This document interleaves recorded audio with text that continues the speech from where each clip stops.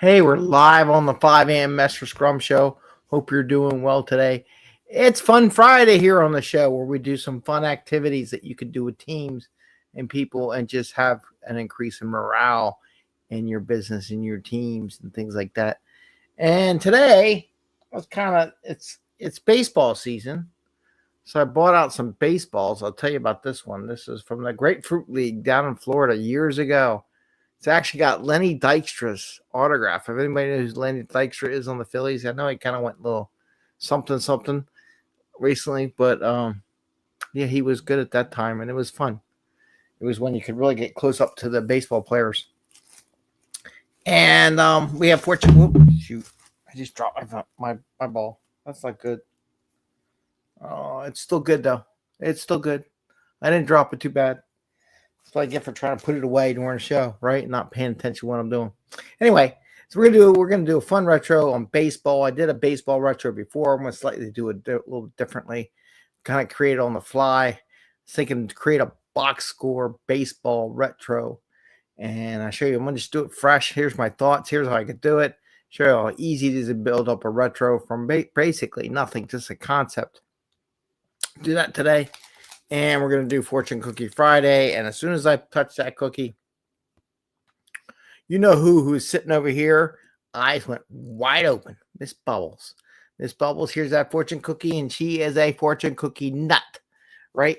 So anyway, that's what we're going to do here on the Fortune Cookie Friday on the 5 a.m. Mester Scrum show, where we talk about Scrum and Agile in a very practical and tactical way, so you can bring more value to your customer and not work so hard to bring that value and get home to family and friends. That's why we're here. We're here so we can not mess around, be very effective with our time, and get it done, right? So today we're going to get it done with some fun. I guess, is that a rhyme? Maybe. I don't know. So do a little retro, just a little rehash of different things. So I show you that baseball. I got that when I was working, and we were down in Florida for a meeting, and I'm like, took advantage of it and went to the Pineapple League where they had batting practice for the Phillies. And just recently, my family and I, we went down for a weekend because we didn't spend a long time. We were able to get a nicer hotel. I think you saw that when I was doing my 67-day challenge, talking about how do you do this stuff when you're on vacation, things like that.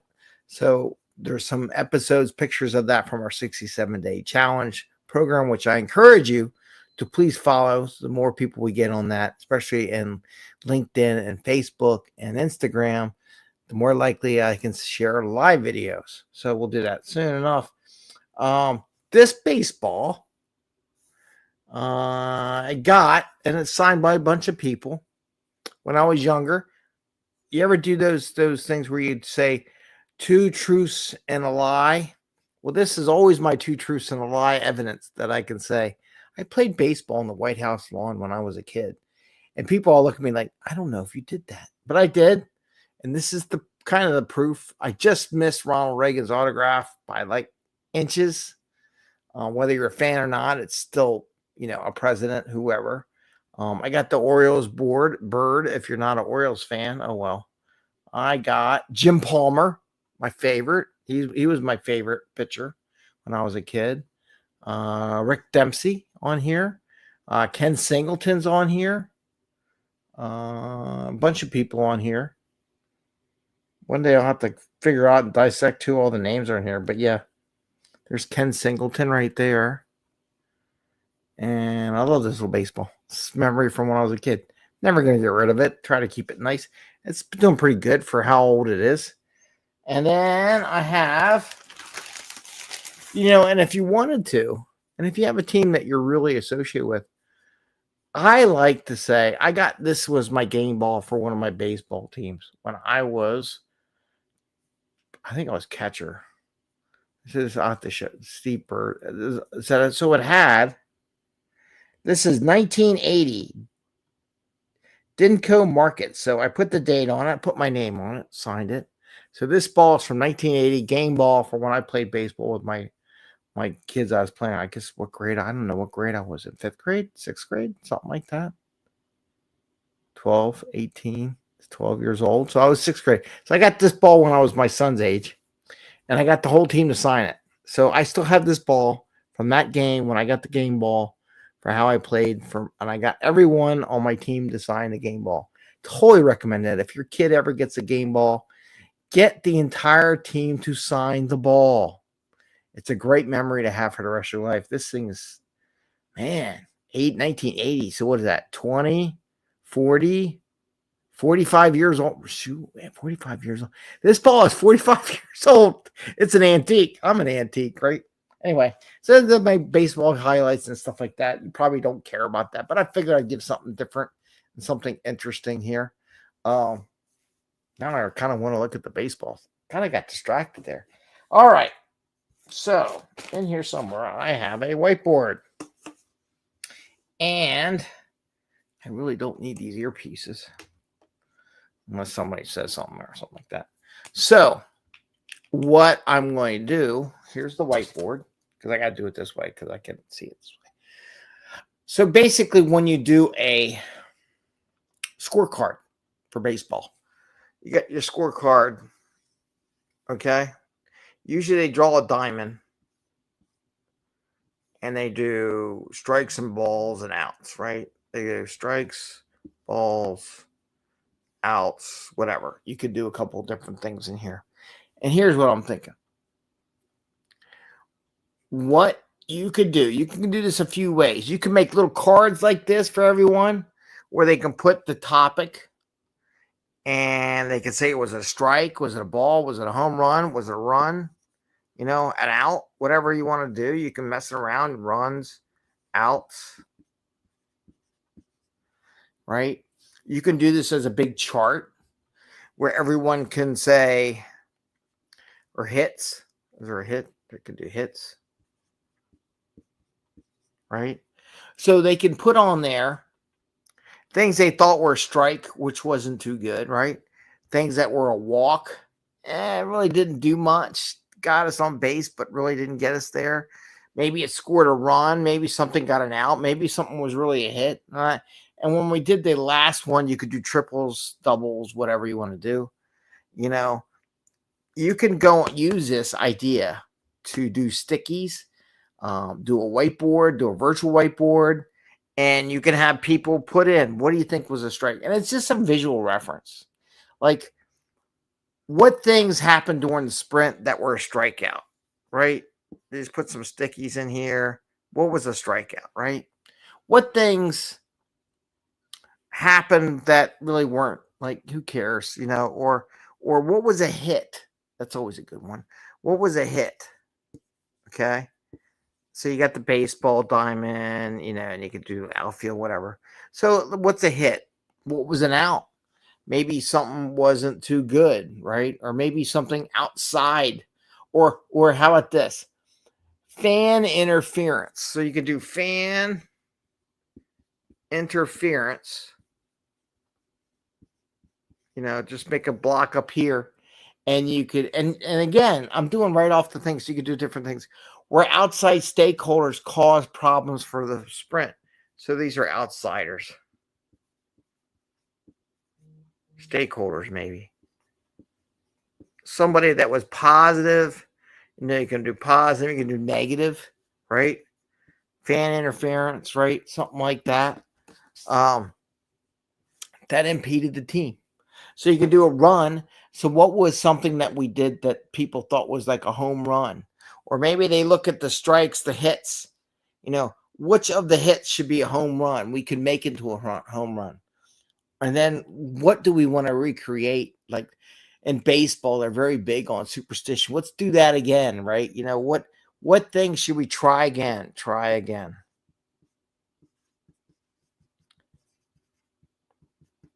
Or repeat. Things we want to repeat, like playing small ball in baseball, home runs in baseball, something that worked out right. Maybe you did some automated testing. Maybe you had good collaboration. Maybe you met with stakeholders, right? And then you can also do recommendations. What if we had to do a batting order, right? Let's do this. I could probably do a whole nother one. Maybe I'll save that for another one. But this is an idea. Actually, I'll do the batting order next time when we have our Fortune Cookie Friday, because there's still teams out there doing their opening day ceremony. So I'll do it then. So this gives you an idea. You can have a box score, strikes. You don't have to do balls. Really, don't. I would just do hits. So maybe hits would be here, right? Strikes, hits, outs that were really bad, runs that were really good. Maybe they said someone thinks they had a home run. Maybe these strikes and outs become home runs. You take the sticky from over here, you make it an out, or you take the sticky from hits to make them a run. You can have what do you want to try again, or repeat, or improve. You can have outside interference in case something they say is an interference thing or something like that. So these are the kind of things you could do just to make it fun. Do something creative that's related to the season. Some sports, I know there's rugby, there's baseball, there's football. All year long, you could do different sports and have different themes. And this is just an idea for a baseball-oriented theme that you can do for retro. Because it just pictures all you're trying to do in the retro is get them to open up their mind to their imagination, right? You're opening a gateway to the imagination to a retro so they can think out of the box, so they can get creative on how they want to do things differently next time. Because if we did the same thing every time, we would never get any better, right? So you want to open up the creative juices and the imagination on that. So with that, I want to get right into Fortune Cookie Friday. And we're going to get a cat. It's been a while since we did Fortune Cookie Friday, but she knows what fortune cookies are. And she is laying here sleeping with both eyes wide open right now. She's like, ooh, Dad's getting fortune cookie. So it's been a while since we did the Fortune Cookie Friday, so I want to talk about what this is.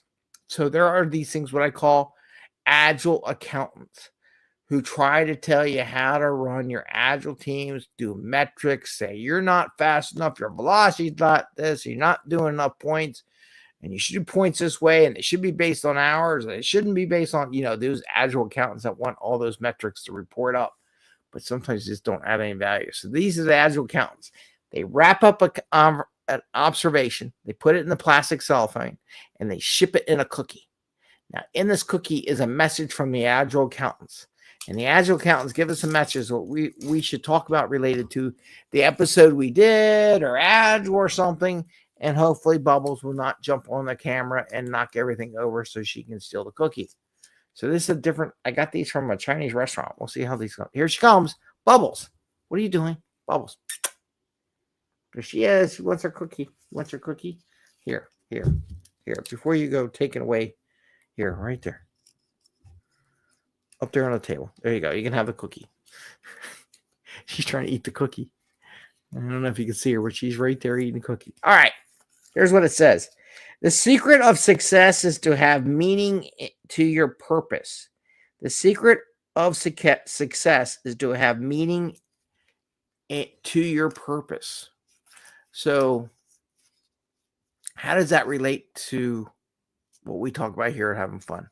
Part of the having fun is we're going to work with each other for a long time, and we're going to have some fun. We want to have some meaning, some purpose to what we do as we work together and spend lots of hours working together.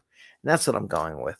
And, having a little fun on the meaning and why we're here, just to develop that sense of closeness as a team. So with that, I want to wish you a happy scrumming. Don't forget, the secret of success is to have meaning to your purpose. But I will say, this also goes, Bubbles. Bubbles? Here.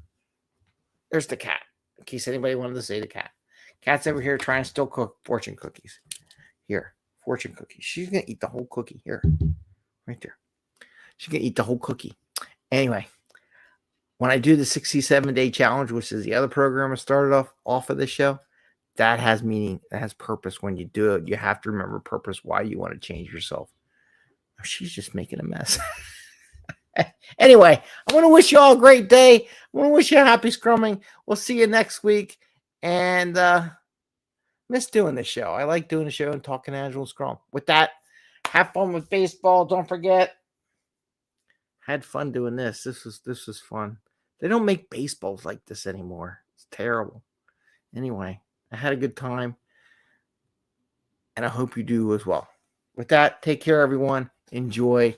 And we'll see you next time. Bubbles. Here she comes.